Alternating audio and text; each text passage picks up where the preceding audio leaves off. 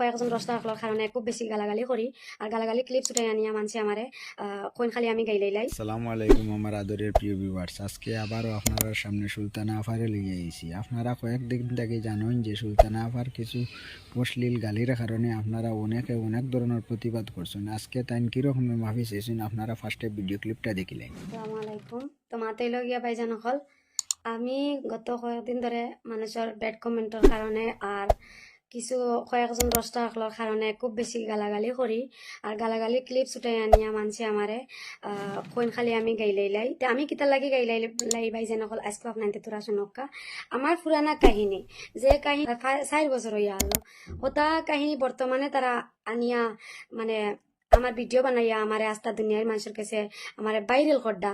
এটা চলে আমার কোনো বয়ফ্রেন্ডের লগর ভিডিও নাই, আমার জামাইর লগর ভিডিও।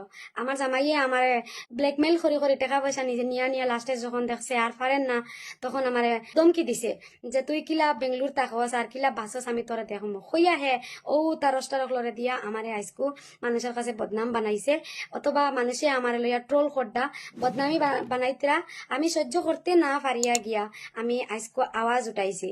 তা আমি কিতা হইয়ার ওখান যে আমি যতটা গালাগালি করছি এই গালাগালির কারণে সবে আমারে মাফ দিতা, সমাজও হোক চাহে যত বাইয়ে নাও আমার যে যেখান থেকে দেখতে সবে মাফ দিও, আমার আল্লাহ আমারে মাফ দিতা ইনশাআল্লাহ।